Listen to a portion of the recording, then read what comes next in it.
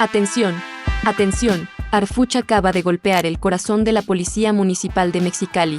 No cayó un patrullero, no cayó un comandante de turno, cayó Pedro Ariel Mendívil García, el hombre que conocía la Fiscalía desde adentro, que dirigió a cientos de agentes y que durante años tuvo acceso a los informes, a las rutas, a los nombres y a los movimientos de una corporación completa, un exfiscal, un ex jefe de policía, y dos jóvenes que salieron de un centro nocturno para no volver jamás. Antes de ser detenido, Mendívil grabó un video, miró directamente a la cámara, dijo que era inocente, aseguró que no se escondía y anunció que se presentaría ante las autoridades. Quiso adelantarse al golpe, quiso colocar su versión antes de que las imágenes de su captura ocuparan todas las pantallas. Pero mientras hablaba, el expediente ya llevaba más de 3 años respirándole en la nuca. Mientras decía que un hombre inocente no se esconde, los investigadores ya habían seguido la ruta que comenzaba en el bar Sots. Continuaba dentro de una patrulla municipal y terminaba en un punto donde la autoridad desaparecía y comenzaba el territorio del cártel, una discoteca,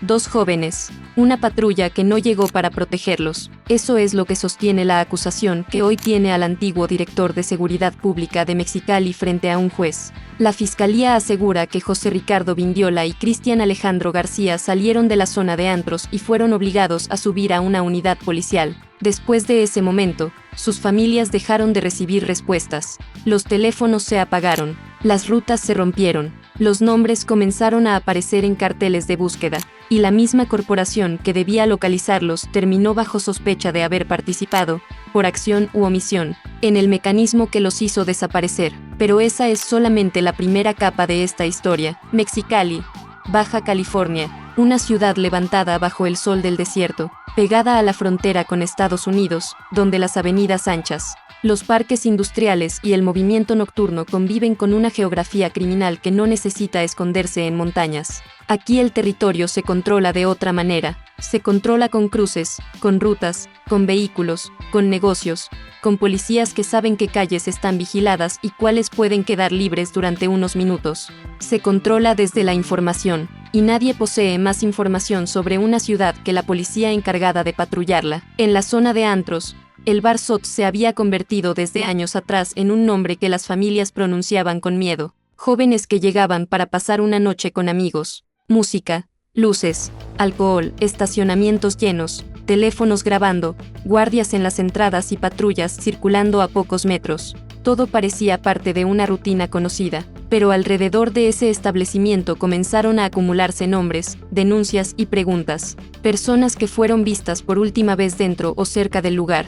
Familias que regresaban una y otra vez buscando grabaciones. Madres que pedían acceso a cámaras. Colectivos que señalaban que no se trataba de un caso aislado. José Ricardo y Cristian Alejandro se convirtieron en el centro de una investigación que, con el paso del tiempo, dejó de mirar únicamente hacia el bar. Porque cuando una persona desaparece después de salir de un centro nocturno, la primera pregunta es quién la vio por última vez. La segunda es quién la retuvo. La tercera es quién tuvo la capacidad de moverla sin despertar sospechas. Y la cuarta, la más peligrosa, es que ocurre cuando quienes aparecen en esa ruta llevan uniforme, placa y una patrulla con el escudo del municipio. Eso fue lo que cambió el caso. Según la hipótesis presentada por la Fiscalía, la estructura no funcionaba como un secuestro improvisado. Había una secuencia, alguien identificaba a la persona, alguien avisaba, alguien retenía el tiempo suficiente, después aparecía una unidad municipal. La víctima era subida a la patrulla bajo la apariencia de una intervención oficial. Desde afuera, cualquiera podía pensar que se trataba de una revisión, una detención administrativa o un traslado de rutina. Nadie corre cuando ve una patrulla llevándose a alguien. Nadie supone que una unidad con número económico, torreta y agentes uniformados puede estar sacando a una persona del sistema para entregarla a una organización criminal. Ahí estaba la perfección del mecanismo.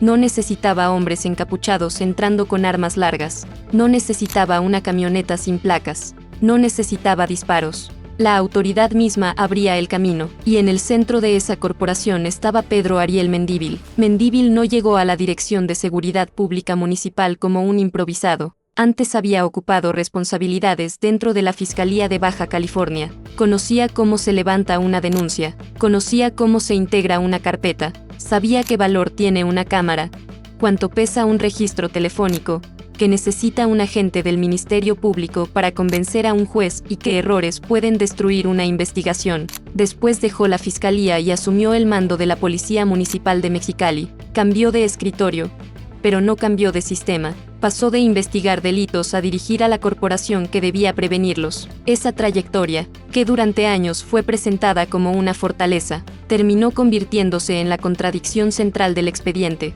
porque el hombre que sabía cómo debía reaccionar una autoridad ante una desaparición quedó señalado por no haber impedido que elementos bajo su mando fueran utilizados dentro de una estructura que presuntamente entregaba jóvenes al crimen organizado. Y entonces apareció el primero de sus 3 errores. El primer error fue creer que las detenciones se quedarían abajo. Durante meses, el operativo Alba avanzó por etapas. La fiscalía comenzó a tocar la estructura desde la base. Agentes municipales fueron detenidos. Mandos operativos comenzaron a aparecer en las órdenes de aprehensión. En septiembre de 2025 cayó un primer grupo. En marzo de 2026, una nueva fase volvió a entrar por policías señalados dentro de investigaciones de desaparición. En julio, el golpe alcanzó a otros elementos. 13 agentes o mandos terminaron detenidos en distintas fases de una operación que ya no buscaba un caso aislado, buscaba un patrón. Para un exdirector, las primeras capturas podían parecer un muro de contención. Policías de calle, comandantes, elementos que habían estado físicamente cerca de las víctimas. La responsabilidad podía quedarse ahí. La defensa podía sostener que un director no conoce cada movimiento de cada patrulla, que una corporación de cientos de agentes no puede resumirse en la conducta de unos cuantos, que los delitos cometidos por subordinados no suben automáticamente hasta la oficina principal. Esa lectura parecía lógica, pero tenía un problema. Cada agente detenido era una puerta, cada declaración abría un nombre, cada bitácora conectaba una unidad con un turno, cada turno tenía un responsable. Cada responsable reportaba a un mando, y cada mando formaba parte de una cadena que terminaba, inevitablemente en la dirección. Lo que comenzó como una investigación sobre los hombres que subieron a 2 jóvenes a una patrulla empezó a subir de rango. Primero los operadores, después los supervisores, luego quienes sabían, finalmente, quienes tenían la obligación de saber. Mendívil creyó que la estructura absorbería el golpe antes de llegar hasta él. La fiscalía contaba con lo contrario. Ese fue el primero. El segundo error fue confiar demasiado en su conocimiento del sistema. Un hombre que ha trabajado dentro de una fiscalía aprende a leer los tiempos. Sabe cuando una carpeta todavía está verde. Sabe cuando una declaración es apenas una línea. Sabe cuando una acusación no soportará una audiencia. Sabe también que una investigación compleja puede pasar meses sin mostrar movimientos visibles. Mendívil conocía ese silencio, lo había utilizado desde el otro lado. Sabía que muchas veces la ausencia de patrullas frente a una casa no significa que no exista vigilancia. Sabía que una orden de aprehensión no se anuncia. Sabía que una fiscalía puede dejar pasar semanas mientras cruza teléfonos, horarios y testimonios. Precisamente por eso creyó que podría anticipar el momento exacto. Durante junio circularon versiones sobre una posible detención.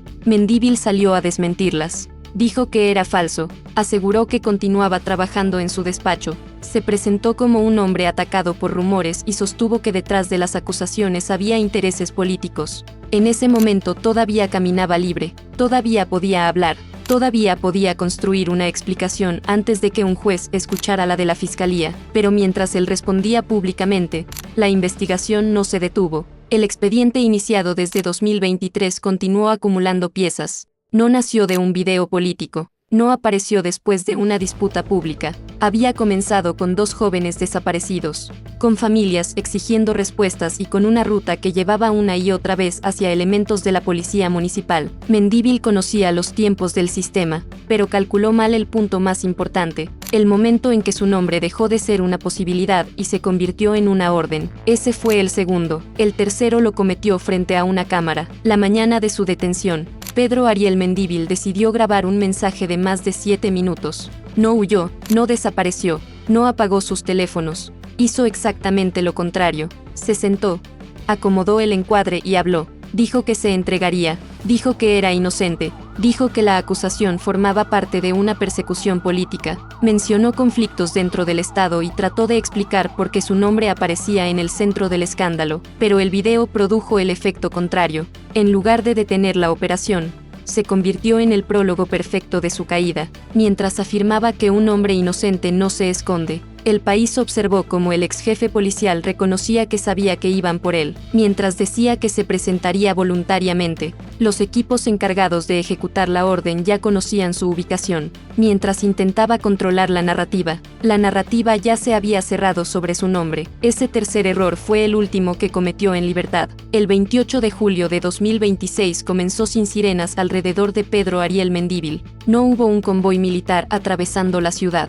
No hubo helicópteros descendiendo sobre su domicilio. No hacía falta. El objetivo no era un hombre escondido en la sierra con escoltas armados. Era un abogado, exfiscal y exdirector policial que había anunciado públicamente que no pensaba escapar. Afuera todo parecía normal. Adentro ya era demasiado tarde. Los investigadores tenían la orden. Los equipos sabían dónde encontrarlo. La coordinación federal y estatal estaba activada. Cada movimiento tenía un propósito: confirmar la identidad, evitar cualquier comunicación que alterara el procedimiento y trasladarlo ante la autoridad judicial antes de que la presión mediática transformara la escena en un espectáculo político. Mendívil apareció sin uniforme, ya no tenía mando sobre patrullas, ya no podía solicitar un parte informativo, ya no podía entrar a una comandancia y preguntar quién había autorizado una unidad. Frente a los agentes era solamente Pedro Ariel Mendívil García, el nombre escrito en una orden de aprehensión por desaparición forzada, robo y asociación delictuosa, dentro de una investigación que alcanzaba también a exmandos y policías municipales. Cuando las primeras imágenes circularon, Mexicali entendió que el operativo Alba había cruzado una frontera. Hasta ese momento, la operación había golpeado a agentes identificados por acciones concretas. Con Mendívil, el caso entraba en la oficina de quien había dirigido la corporación. La investigación ya no preguntaba únicamente qué hicieron los policías, preguntaba qué sabía la cadena de mando, qué permitió, qué dejó pasar y qué decisiones fueron tomadas después de que las familias comenzaron a denunciar. Dale like si llegaste hasta aquí, porque esto apenas comienza. La captura del exdirector no puede entenderse sin regresar a la noche en que desaparecieron José Ricardo y Cristian Alejandro. Los jóvenes habían acudido a la zona de antros de Mexicali. Como tantos otros, entraron a un espacio donde la música, las luces y el flujo de personas hacían imposible imaginar que alguien podía desaparecer a pocos metros de una avenida transitada. El lugar estaba lleno de testigos potenciales. Había empleados, clientes, vehículos y cámaras. Parecía el peor sitio posible para borrar a una persona, pero una desaparición no siempre necesita silencio, a veces necesita autoridad. La patrulla municipal es el objeto central de esta historia. Una unidad oficial tiene acceso, puede detenerse donde otros vehículos levantan sospechas, puede pedir documentos, puede ordenar a alguien que suba, puede cruzar una avenida con las luces encendidas, puede entrar a zonas restringidas, puede comunicarse por radio, puede convertir una privación de la libertad en algo que, durante los primeros minutos, parece completamente legal. Según la acusación, eso fue lo que ocurrió. 2 personas fueron obligadas a subir después de salir del centro nocturno. La unidad no apareció para iniciar una búsqueda, apareció antes de que existiera una denuncia, antes de que las familias supieran que algo estaba mal, antes de que los nombres fueran impresos en carteles. Ese detalle pequeño cuenta una historia grande, porque si una patrulla participó en el primer movimiento, la investigación tenía que responder muchas más preguntas. ¿Quién asignó esa unidad? ¿Qué agentes estaban de turno? ¿Qué ruta reportaron? ¿Qué escribieron en la bitácora? ¿A qué hora dejaron de comunicarse? ¿Quién supervisaba el sector? ¿Existió una orden formal de traslado? ¿Por qué los jóvenes nunca llegaron a una comandancia? ¿Por qué no aparecieron en ningún registro de detenidos? ¿Quién recibió la llamada que permitió moverlos fuera del alcance de sus familias? Cada una de esas preguntas abría una capa distinta, y la fiscalía comenzó a avanzar por ellas. Lo primero fue identificar a los agentes que presuntamente tuvieron contacto directo. Después aparecieron Kevin N. y Eduardo N., señalados dentro del operativo Alba por hechos relacionados con personas obligadas a subir a una patrulla al salir de un centro nocturno en Los Pinos. No eran simples nombres sueltos. eran la confirmación de que la investigación ya había encontrado el punto donde la noche de diversión se convirtió en una operación de desaparición. Después llegaron más detenciones, 5 elementos en una fase, otros 5 meses después, 3 más en julio, 13 agentes y mandos alcanzados por distintas órdenes, distintos expedientes y distintos momentos de una estrategia que tenía una sola lógica: intervenir la corporación desde adentro antes de que la misma estructura pudiera protegerse. Por eso el operativo Alba avanzó por fases.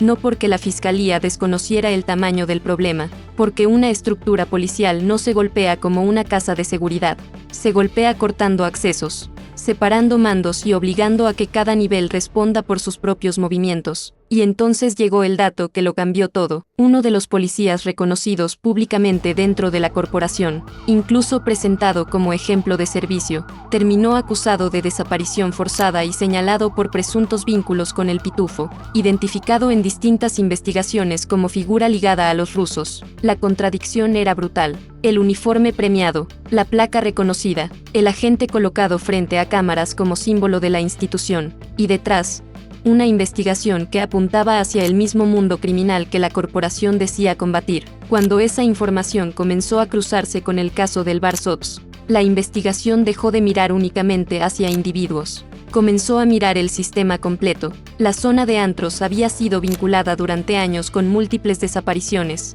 Colectivos hablaban de 10, 11 o 12 personas, según el periodo y la fuente. No todos los casos formaban parte de la misma carpeta, no todos podían atribuirse a las mismas personas, pero el patrón era demasiado grande para ignorarlo. Personas jóvenes, un establecimiento recurrente, intervenciones policiales, familias sin acceso inmediato a respuestas, versiones contradictorias, cámaras que no resolvían, rutas que se cortaban, y una organización criminal mencionada una y otra vez en la geografía de Mexicali, los rusos. El nombre aparecía alrededor de investigaciones previas sobre la zona, una estructura con capacidad para operar en la frontera, controlar corredores y utilizar información local. Para un grupo de esa naturaleza, la colaboración de policías no es un lujo, es una ventaja estratégica. Un agente puede saber dónde están los retenes. Un mando puede conocer qué patrulla cubre cada sector. Un operador dentro de la corporación puede identificar cuando una familia ya presentó denuncia,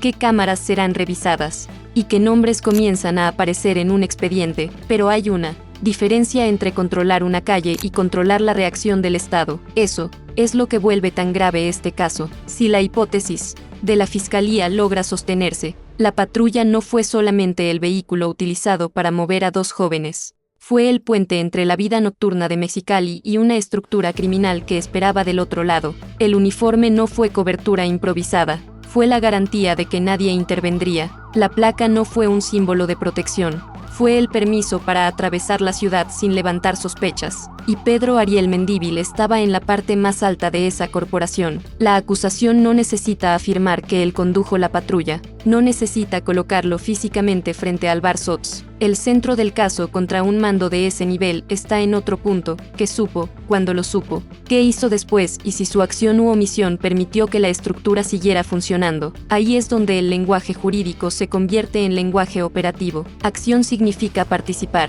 ordenar, facilitar o intervenir directamente. Omisión significa tener la obligación de actuar y no hacerlo, recibir información y dejarla inmóvil, conocer un riesgo y no detenerlo, dirigir una corporación donde elementos son utilizados para desapariciones, y no activar los mecanismos capaces de romper la cadena. La Fiscalía llevó ambas posibilidades ante el juez. Mendívil respondió con una acusación política. Sostuvo que su caso era utilizado para desviar la atención de conflictos dentro del gobierno estatal. Dijo que le había tocado convertirse en la respuesta a un escándalo que no le pertenecía. Se presentó como un hombre perseguido por razones ajenas a la carpeta. La fiscal María Elena Andrade respondió con una frase fría. La investigación comenzó en enero de 2023 y fue presentada ante un juez. Analicemos esa frase. Comenzó en enero de 2023. No comenzó después del video de Mendívil. No comenzó después de sus declaraciones políticas. No apareció la semana de su detención.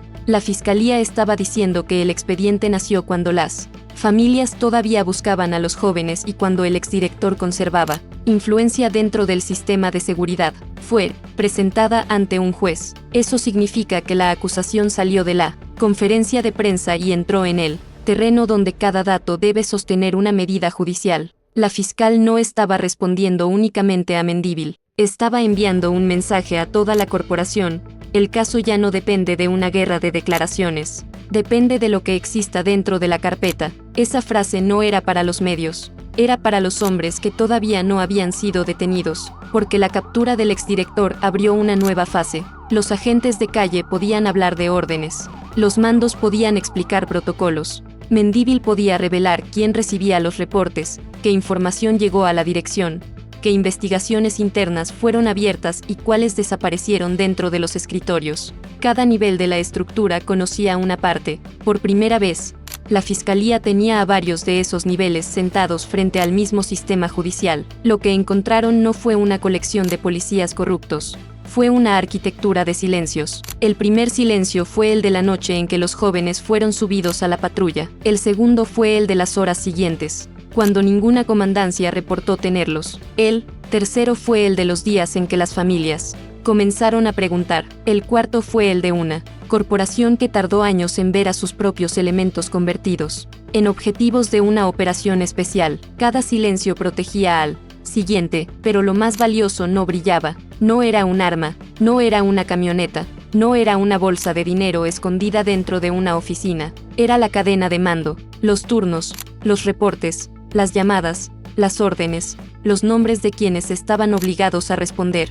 Una institución deja huellas incluso cuando intenta borrarlas. Cada patrulla tiene asignación, cada elemento tiene horario, cada radio genera comunicación, cada mando recibe un parte. Cada incidente importante obliga a producir papel. La fiscalía no necesitaba encontrar una confesión escrita, necesitaba demostrar que demasiadas piezas se movieron en la misma dirección para que todo fuera casualidad. Eso explica la captura. Lo que sigue explica la magnitud. Después de la detención de Mendívil, familiares de otras personas desaparecidas comenzaron a pedir reuniones con la fiscalía. No lo hicieron porque sus casos estuvieran automáticamente resueltos. Lo hicieron porque la caída del exdirector reabrió una posibilidad, que durante años parecía imposible, que otras desapariciones alrededor de la zona de antros también hubieran utilizado el mismo mecanismo, una patrulla, un traslado sin registro, un contacto al final de la ruta. Las familias no buscan únicamente a los hombres que estuvieron presentes, buscan saber si existió un método repetido,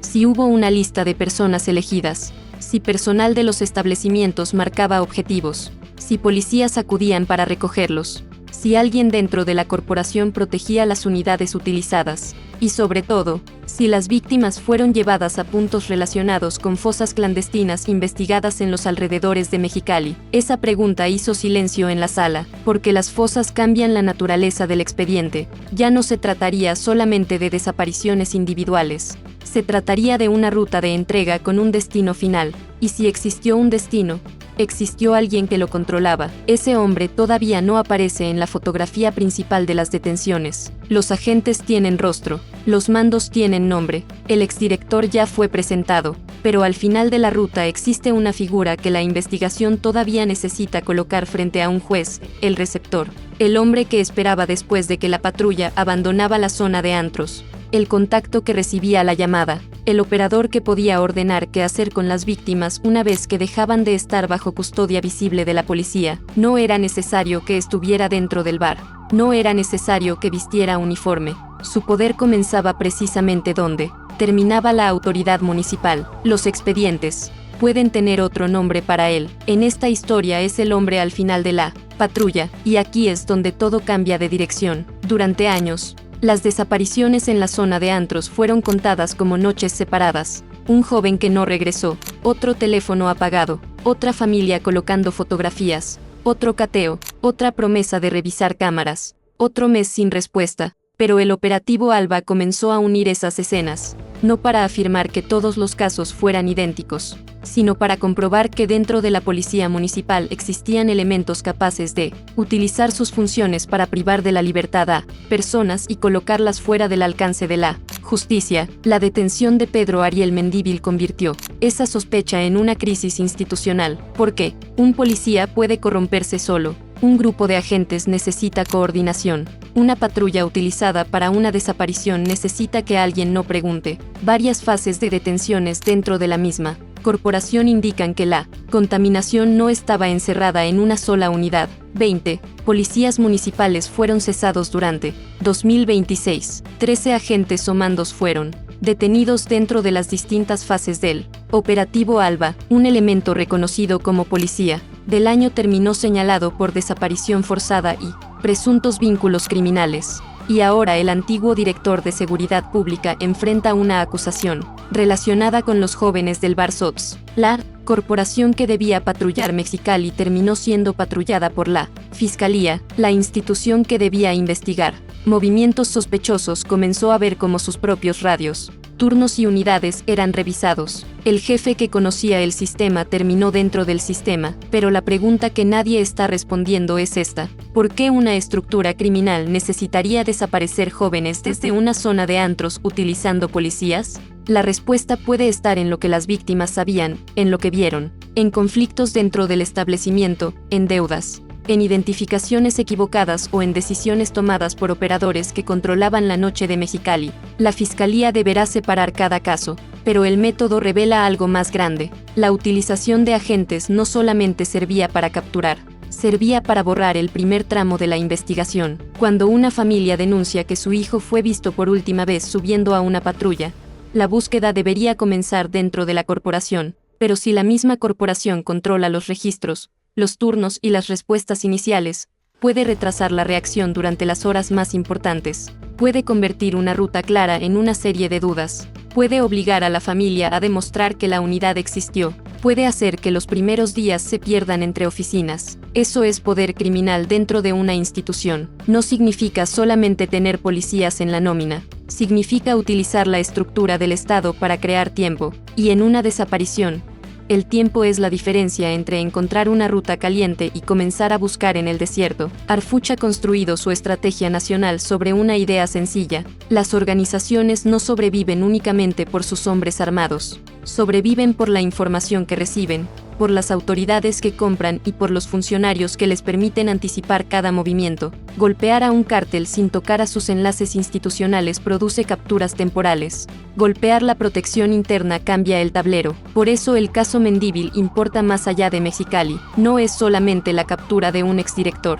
Es un mensaje para cada mando policial que cree que puede esconderse detrás de la complejidad de una corporación, para cada funcionario que piensa que nunca tendrá que responder por lo que hicieron sus subordinados, para cada operador que utiliza patrullas, cámaras, radios o bases de datos como herramientas privadas. El uniforme protege mientras la institución confía en quien lo lleva. Cuando el expediente entra, el mismo uniforme se convierte en evidencia. La audiencia contra Mendívil y los otros imputados comenzó con horas de tensión, defensas revisando documentos, fiscales preparando la secuencia, familias esperando afuera, medios intentando entender cómo un hombre que había trabajado dentro de la fiscalía y dirigido la policía municipal terminaba sentado junto a agentes acusados por la desaparición de dos jóvenes. El juez no tenía frente a sí una historia simple, tenía una cadena, tenía que escuchar qué participación atribuía la fiscalía a cada persona, quién actuó, quién ordenó, quién permitió,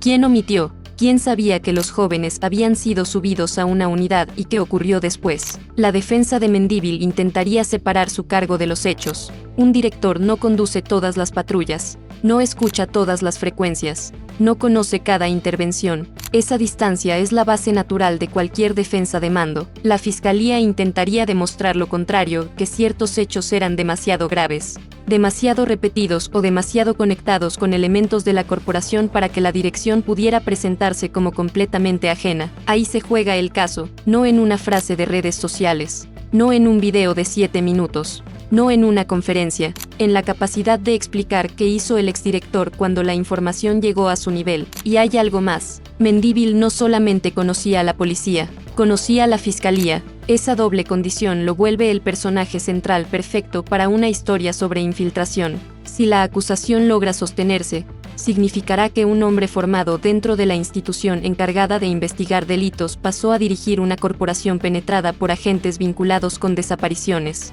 Si la defensa logra desmontarla, el caso quedará como una de las acusaciones políticas y judiciales más explosivas de Baja California. La Policía Municipal de Mexicali no puede regresar al día anterior.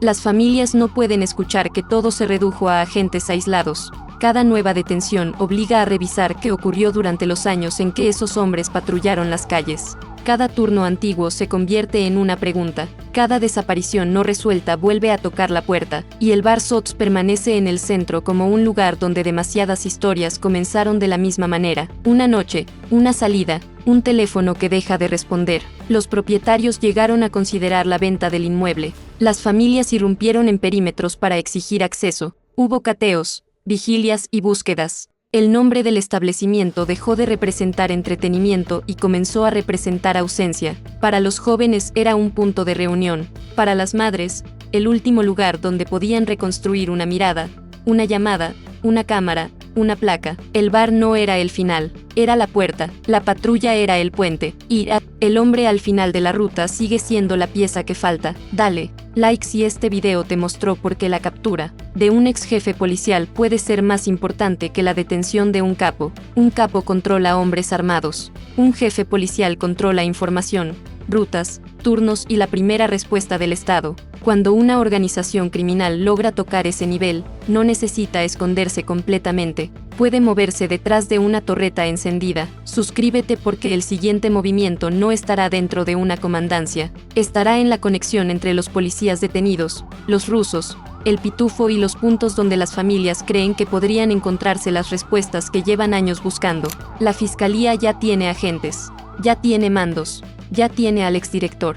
Lo que necesita ahora es seguir la patrulla hasta el último punto. Empezamos esta historia con 3 imágenes. Un exfiscal, 2 jóvenes, una patrulla municipal. Ahora, sabes lo que existe detrás de cada una. El exfiscal conocía el sistema, dirigió la corporación y creyó que podía adelantarse a la operación grabando su propia defensa. Terminó detenido dentro de una causa que había comenzado 3 años antes. Los 2 jóvenes no son únicamente nombres dentro de una carpeta. Son el punto donde una noche ordinaria de Mexicali se convirtió en una investigación capaz de sacudir a toda la policía municipal. Y la patrulla no es solamente un vehículo, es el símbolo más oscuro del caso, una unidad construida para llegar cuando alguien pide ayuda, acusada de haber llegado para hacer exactamente lo contrario. Una patrulla que podía atravesar la ciudad sin despertar sospechas. Una patrulla que desapareció de los registros antes de que las familias comprendieran que debían buscarla. Una patrulla que hoy conduce directamente hasta la oficina del hombre que estuvo al mando de la corporación. Pedro Ariel Mendívil ya cayó. Los agentes ya tienen nombre. La zona de antros ya está dentro del expediente. Pero, al final de aquella ruta todavía existe una sombra. El hombre que recibía la llamada. El operador que esperaba cuando la patrulla abandonaba las luces del bar Sots. La persona que sabía que, durante algunos minutos, 2 jóvenes estaban fuera de cualquier registro y completamente dentro de su poder. Ese hombre todavía no aparece frente a un juez. Todavía, porque Arfuch no necesita encontrarlo dentro de un bar. Solo necesita seguir la cadena que los policías dejaron atrás. Cada detenido es un eslabón. Cada llamada es una dirección. Cada omisión es una puerta. Y cuando la última puerta se abra, Mexicali sabrá si aquellos jóvenes desaparecieron por la acción de unos cuantos agentes o si detrás de la patrulla existía una estructura mucho más grande. Una estructura que durante años utilizó el uniforme como llave, la placa como escudo y el silencio como ruta de escape. El ex jefe cayó, la patrulla quedó dentro del expediente, y el hombre al final del recorrido ya sabe que ahora vienen por él.